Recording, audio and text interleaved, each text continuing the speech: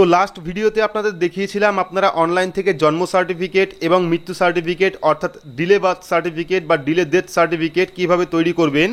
আর সেই ভিডিওতে আপনারা অনেকেই কমেন্ট করেছিলেন যে এই ডকুমেন্ট আমরা কিভাবে তৈরি করব পারমিশনের জন্য, অর্থাৎ ডিলে ডেথ সার্টিফিকেট বা ডিলে বার্থ সার্টিফিকেট তৈরি করার যে পারমিশন, সেই পারমিশন করার জন্য ডকুমেন্ট আপনারা কিভাবে তৈরি করবেন। যেমন স্বঘোষণাপত্র ফরম্যাট, অর্থাৎ 5 জন যে সাক্ষী, সেই সাক্ষীর ফরম্যাটটা আপনারা কীভাবে তৈরি করবেন, পাশাপাশি সেই ফরম্যাটটা আপনারা কীভাবে ফিল আপ করবেন, এবং পঞ্চায়েত সার্টিফিকেট বা পঞ্চায়েত দরখাস্ত কিভাবে হবে বা সেই দরখাস্ত আপনারা কীভাবে তৈরি করবেন, এবং অ্যাফিডেভিট আপনারা কীভাবে তৈরি করবেন, পাশাপাশি কোন কোন ডকুমেন্ট আপনাদের লাগবে বিস্তারিত জানাবো, স্টেপ বাই স্টেপ ফরম্যাট দেখাবো, পাশাপাশি পিডিএফ কীভাবে ডাউনলোড করবেন সেটাও দেখাবো, এবং ফর্ম ফিল আপও আপনারা দেখাবো। তো ভিডিওটি অবশ্যই শুরু থেকে শেষ পর্যন্ত দেখবেন।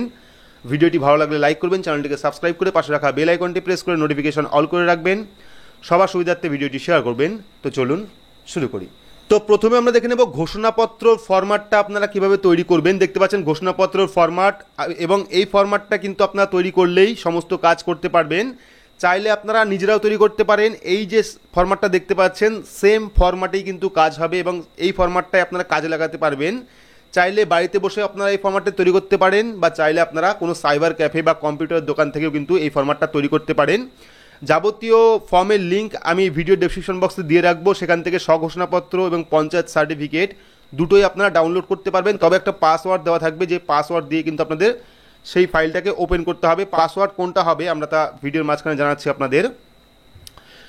তো দেখতে পাচ্ছেন প্রথমে রয়েছে স্বঘোষণাপত্র, ফরম্যাটটা কিন্তু সেম হবে, কোনো রকম চেঞ্জ নেই ফরম্যাটে, একই ফরম্যাটে আপনারা কাজ করতে পারবেন। দেখতে পাচ্ছেন আমরা নিম্নলিখিত স্বাক্ষরকারী ব্যক্তিগণ, এখানে থানার নাম থাকবে, কোন থানার অন্তর্গত থানার নাম লিখবেন, লেখার পর গ্রাম পঞ্চায়েতের নাম এখানে লিখবেন।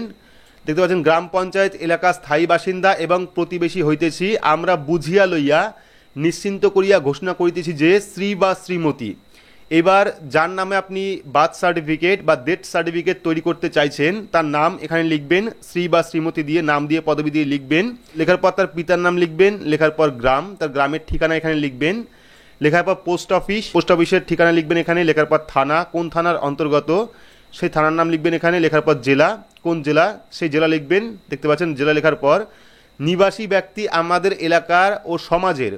এবার কিন্তু এখানে আপনার ধর্ম লিখতে হবে, আপনি কোন ধর্মে বিলং করেন, হিন্দু হলে হিন্দু, মুসলিম হলে মুসলিম, বৌদ্ধ হলে বৌদ্ধ, খ্রিস্টান হলে খ্রিস্টান, বা আদার্স হলে আদার্স। সেক্ষেত্রে প্রথমে ধর্ম লিখবেন, লেখার পর জাতি, এসসি এসটি না ওবিসি না জেনারেল সেই জাতি লিখবেন। লেখার পর সম্প্রদায়ভুক্ত হইতেছে উক্ত ব্যক্তিগত। এবার আপনার যদি আপনি বার্থ সার্টিফিকেট তৈরি করতে চান সেক্ষেত্রে আপনি কত তারিখে জন্মেছিলেন সেই তারিখটা এবং সালটা এখানে দিতে হবে। যদি আপনি ডেথ সার্টিফিকেট তৈরি করতে চান সেক্ষেত্রে কিন্তু কত তারিখে মারা গেছিল সেই ডেটটা আপনাকে এখানে দিতে হবে। দেওয়ার পর তারিখে কোন স্থানে, অর্থাৎ কোন স্থানে জন্ম হয়েছিল বা কোন স্থানে মৃত্যু হয়েছিল, হসপিটালে হতে পারে, বাড়িতে হতে পারে, ঠিক আছে, সেটা লিখবেন।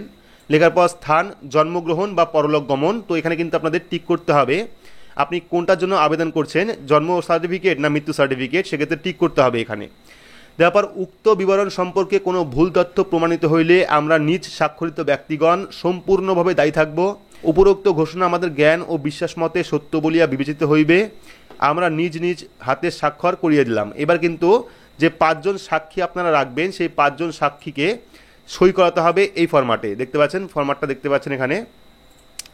তো প্রথমে থাকবে ক্রমিক সংখ্যা, এখানে কিন্তু 1 2 3 4 5 জন লোকের সাক্ষী লাগবে, সেক্ষেত্রে সিরিয়াল 1 2 3 4 লিখে দেবেন। লিখে দেওয়ার পর যাকে সাক্ষী রাখবেন যে 5 জনকে সেই 5 জনের নাম এবং পদবি এখানে লিখবেন, 5 জনেরই লিখবেন নাম এবং পদবি। লেখার পর পিতার নাম, ওই 5 জন সাক্ষীর 5 জনেরই পিতার নাম লিখবেন, নাম দিয়ে পদবি দিয়ে। 5 জনের লেখার পর ঠিকানা, ওই 5 জন ব্যক্তিরই ঠিকানা লাগবে এখানে। তো প্রত্যেকটা ঠিকানা আপনারা লিখে দেবেন। লিখে দেওয়ার পর ভোটার কার্ড নাম্বার বা আধার কার্ড নাম্বার। তো সাক্ষীর কিন্তু 5 জন সাক্ষীর কিন্তু ভোটার কার্ড নাম্বার বা আধার কার্ড নাম্বার লাগবে, সেক্ষেত্রে আপনি চাইলে ভোটার কার্ড দিতে পারেন, চাইলে আপনি আধার কার্ডও নিতে পারেন। এবং যে ডকুমেন্ট আপনি দেবেন সেই ডকুমেন্টে কিন্তু জেরক্স কপি আপনাকে ফর্মের সাথে জমা করতে হবে, সেক্ষেত্রে ভোটার কার্ড নাম্বার বা আধার কার্ড নাম্বার দিয়ে সেই ডকুমেন্ট আপনারা অ্যাটাচ করে দেবেন। পরবর্তী অংশ রয়েছে জাতিগত শংসাপত্র নাম্বার এবং তারিখ। যদি সেই ব্যক্তির অর্থাৎ সাক্ষী যারা আছেন তাদের যদি কোনো রকম কাস্ট সার্টিফিকেট থাকে সেক্ষেত্রে কিন্তু কাস্ট সার্টিফিকেটের নাম্বার দিতে পারেন, না হলে নাও দিতে পারেন, এই অপশনটা আপনারা ছেড়ে দিতে পারেন। দেওয়ার পর পেশা, এই 5 জন সাক্ষীর পেশা অর্থাৎ কাজ কি রয়েছে, কোন কাজ করছে সেই কাজটা আপনাকে এখানে লিখতে হবে। লেখার পর স্বাক্ষর, 5 জন ব্যক্তির স্বাক্ষর অর্থাৎ সই কিন্তু এই 5টা ঘরে দিতে হবে। দেওয়ার পর আবেদনকারীর স্বাক্ষর, এখানে যিনি আবেদন করবেন তার স্বাক্ষর যাবে এখানে, স্বাক্ষর বা টিপসই।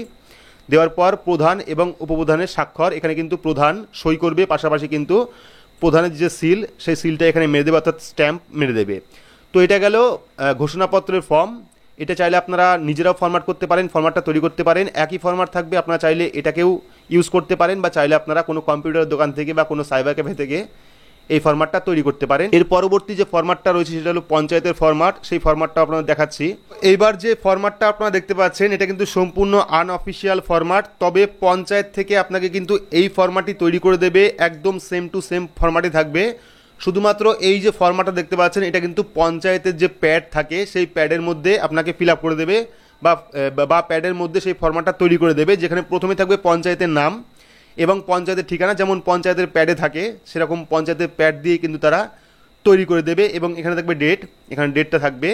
এটা কিন্তু পঞ্চায়েত প্রধান বা উপপ্রধানই এখানে যাবতীয় ফিল আপ করবে, এখানে আপনার কোনো কাজ করার দরকার নেই। যেমন এত দ্বারা জানানো যায় যে এখানে যার তৈরি করবেন সার্টিফিকেট, জন্ম সার্টিফিকেট বা মৃত্যু সার্টিফিকেট, তার নাম, পিতার নাম, গ্রামের নাম, পোস্ট অফিস এবং থানা নাম থাকবে এই জায়গায়, জেলার নাম থাকবে এই জায়গায়, পিনকোড থাকবে এই জায়গায়, এই ঠিকানায় জন্মসূত্রে স্থায়ী বাসিন্দা, বর্তমানে তার জন্ম এবং মৃত্যু, জন্ম বা মৃত্যু তারিখ, ইংরাজি কত সালে এটা জন্ম বা মৃত্যু কবে হয়েছিল সেই সালটা এখানে দেবে। দেওয়ার পর উক্ত ব্যক্তির জন্মবার বা মৃত্যুর সময় গ্রাম পঞ্চায়েতের জন্ম মৃত্যু রেজিস্ট্রেশনের নাম না থাকায় জন্ম মৃত্যু সার্টিফিকেট দেওয়া সম্ভব হয় নাই, তাই যাহাতে উক্ত ব্যক্তি জন্ম বা মৃত্যু সার্টিফিকেট পেতে পারে তার জন্য গ্রাম পঞ্চায়েতের পক্ষ হইতে সুপারিশ করা হইল উক্ত ব্যক্তিকে আমি এই এলাকার বাসিন্দা হিসেবে চিনি। তো এটা কিন্তু সম্পূর্ণ পঞ্চায়েতের ফরম্যাট হবে, এটা কিন্তু আপনারা তৈরি করতে পারবেন না, পঞ্চায়েতের প্যাডে এটা তৈরি হবে। ফরম্যাটটা কিন্তু একই থাকবে, আপনারা দেখবেন যখন ফরম্যাটটা তৈরি করবে ফরম্যাটটা কিন্তু একই থাকবে।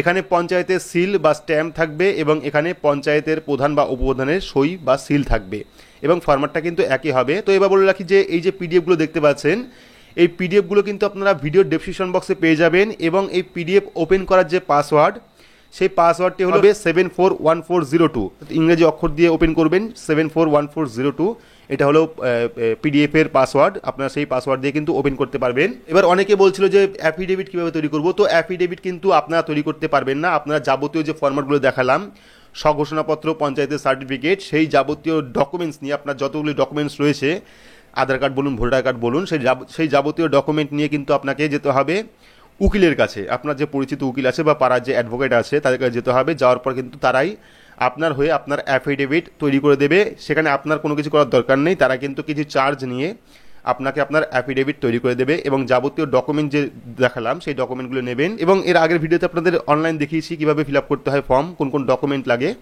সেই যাবতীয় ডকুমেন্ট নিয়ে কিন্তু আপনারা যে ভিডিও রয়েছে সেই ভিডিওতে গেলেই কিন্তু আপনারা সেখান থেকে জন্ম সার্টিফিকেট বা মৃত্যু সার্টিফিকেটের জন্য আবেদন করতে পারবেন। অনলাইন আবেদন করা দেখালাম আপনাদের, অনলাইন আবেদন করার পরেই কিন্তু আপনারা অনলাইন থেকে যে অ্যাকনোলেজমেন্ট নাম্বার পাবেন সেই নাম্বারটা নিয়ে, অ্যাকনোলেজমেন্ট নাম্বার নিয়ে যাবতীয় ডকুমেন্ট নিয়ে কিন্তু আপনাদের বিডিও অফিসে যেতে হবে।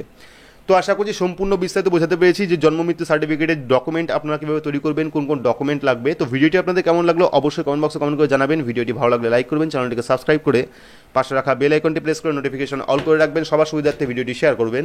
তো আজকের মতো এইটুকুই, ধন্যবাদ।